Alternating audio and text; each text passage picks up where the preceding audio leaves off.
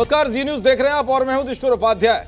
बिहार विधानसभा चुनाव के लिए बीजेपी ने 71 उम्मीदवारों की पहली लिस्ट जारी कर दी है और ये तमाम नाम, इस बार नए नाम भी कुछ शामिल हैं जिसमें इस बार उतारा गया है। तो मैं आपको एक एक करके 71 नाम बता देता हूं किसको कहां से उतारा गया है इस बार चुनावी मैदान में। तो सबसे पहले बेतिया से बात करता हूं मैं। रेणु देवी को यहां से चुनावी मैदान में उतारा गया है। ये बीजेपी की बहुत बड़ी एक नेता हैं। और रक्सौल से प्रमोद कुमार सिन्हा को चुनावी मैदान में बीजेपी ने उतारा है। पिपरा से श्याम बाबू प्रसाद यादव, मधुबन से राणा रणधीर सिंह, मोतिहारी से प्रमोद कुमार और ढाका से पवन जायसवाल, रीगा से वैद्यनाथ प्रसाद और बथनाहा से अनिल कुमार राम, परिहार से गायत्री देवी को यहां से जो है चुनावी मैदान में उतारा गया है। इसके अलावा बात करूं मैं सीतामढ़ी की, तो यहां से सुनील कुमार पिंटू को जो है टिकट दिया है बीजेपी ने। इसके अलावा वेनीपट्टी से विनोद नारायण झा को दिया है। खजौली से अरुणशंकर प्रसाद, विस्पी से हरिभूषण ठाकुर बचौल को जो है यहाँ से चुनावी मैदान में बीजेपी ने उतारा है। राजनगर से सुजीत पासवान जो कि एक एससी रिजर्व सीट है और झंझारपुर से नीतीश मिश्रा को यहाँ से बीजेपी ने टिकट दिया है। छातापुर से नीरज कुमार सिंह बबलू को बीजेपी ने चुनावी मैदान में उतारा है। इसके अलावा नरपतगंज से देवंती यादव को बीजेपी ने टिकट दिया है और फारबिसगंज से विद्यासागर केसरी को टिकट दिया गया है। सिकटी से विजय कुमार मंडल, किशनगंज से स्वीटी सिंह को टिकट दिया है। बनम नखी से जो है कृष्ण कुमार ऋषि को जो है बीजेपी ने टिकट दिया है। पूर्णिया से बात करिए, पूर्णिया सीट बहुत ही सुर्खियों में रहती है, तो यहाँ से विजय कुमार खेमका को जो है बीजेपी ने टिकट दिया है। कटिहार से तारा किशोर प्रसाद को टिकट दिया है बीजेपी ने। प्राणपुर से निशा सिंह को चुनावी मैदान में उतारा है टिकट देकर और कोंढा से कविता देवी को टिकट दिया बीजेपी ने। सहरसा से आलोक रंजन झा, गौरा बोराम से सुजीत कुमार सिंह, दरभंगा से संजय सरावगी को जो है यहाँ से टिकट दिया है बीजेपी ने। इसके अलावा और भी कुछ नाम है। मैं 29वें नाम की बात करूं तो केवटी से जो है मुरारी मोहन झा को बीजेपी ने टिकट दिया है। जाले से जीवेश कुमार मिश्रा को बीजेपी ने चुनावी मैदान में उतारा है। ये बहुत बड़े नेता हैं बीजेपी के। औरई से रमा निषाद को टिकट दी है। कुडनी से केदार प्रसाद गुप्ता, बरूराज से अरुण कुमार सिंह, साहिबगंज से राजू कुमार सिंह, ये भी बीजेपी के ठीक ठाक नेता हैं। बैकुंठपुर से मिथिलेश तिवारी को चुनावी मैदान में उतारा बीजेपी ने। सीवान से मंगल पांडे, बीजेपी के एक बड़े चेहरे हैं जो लगातार सुर्खियों में अपने बयान को भी लेकर रहते हैं, तो मंगल पांडे को सीवान से बीजेपी ने टिकट दी है।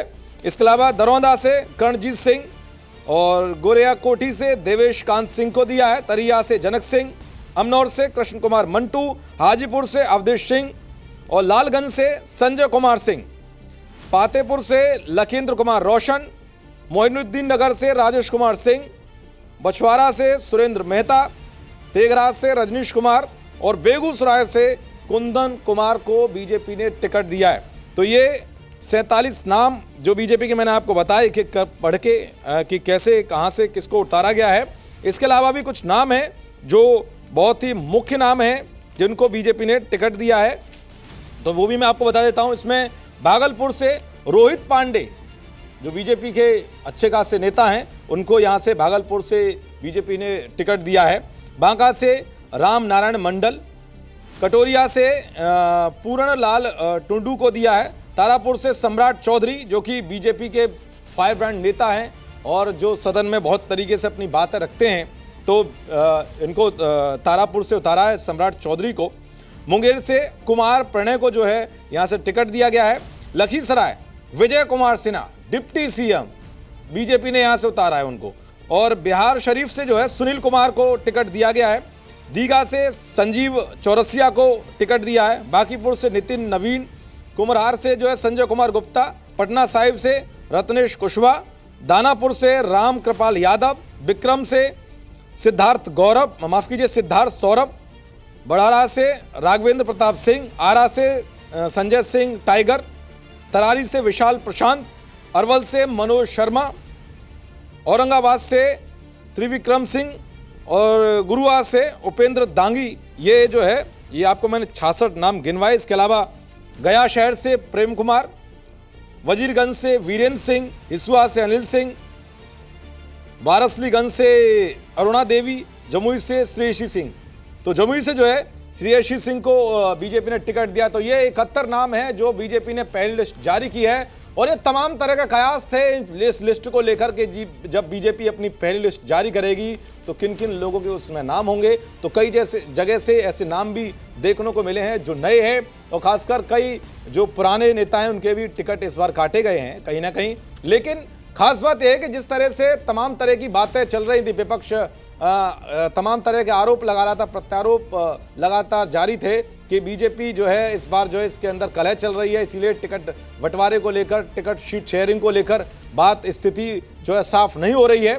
लेकिन कहीं ना कहीं बीजेपी ने एक साथ 71 नामों की एक बड़ी लिस्ट जारी करके ये बता दिया कि बीजेपी के अंदर उस तरह की कलह नहीं है जिस तरह की जो है विपक्ष के जरिए या फिर जिस तरह से हो हल्ला मचाया जा रहा था। तो कुल मिलाकर बीजेपी ने 71 नामों की एक बहुत बड़ी लिस्ट जारी कर दी है और अब गृह मंत्री अमित शाह भी जो है चुनावी मैदान में वहां पर रैलियां करने के लिए वहां पहुंच रहे हैं। तो 16 अक्टूबर से वो वहां पर रहेंगे 18 अक्टूबर तक और इस दौरान नामांकन भी दाखिल होगा कई उम्मीदवारों का।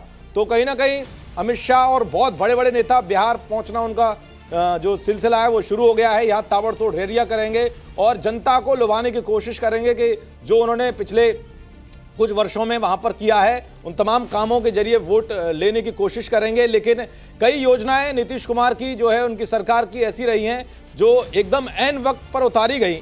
जब चुनाव की जो है तारीखों का ऐलान होने वाला था उससे कुछ ही दिन पहले या कुछ महीने पहले वो जमीनी स्तर पर उतारी गई, जैसे कि महिलाओं को एक बड़ी राशि देने की बात हो या फिर मेट्रो स्टेशन का उद्घाटन। तो कई ऐसी जो चीज़ें हैं वो एकदम चुनाव के ऐन वक्त पर उतारी गई नीतीश कुमार सरकार की ओर से। लेकिन अब ये जो योजना है वो जमीनी स्तर पर क्या रहेंगी ये तो देखने वाली बात होगी। लेकिन चिराग पासवान को लेकर भी बात कही जा रही थी कि वो जो सीट बंटवारा है उसको लेकर वो नाखुश हैं। लेकिन ऐसा कुछ देखने को नहीं मिला है कि बीजेपी ने जिस तरह से एक साथ 71 नामों की बड़ी लिस्ट जारी की है उसके बाद तो लग रहा है कहीं ना कहीं बीजेपी के अंदर जो कहा जा रहा था, जो कयास लगाए जा रहे थे कि एक कलह है अभी सीट शेयरिंग को लेकर, वो कहीं ना कहीं थमती हुई दिखाई दी और वो जो है बाहर नहीं दिखाई दी जिस तरह से बातें कही जा रही थी।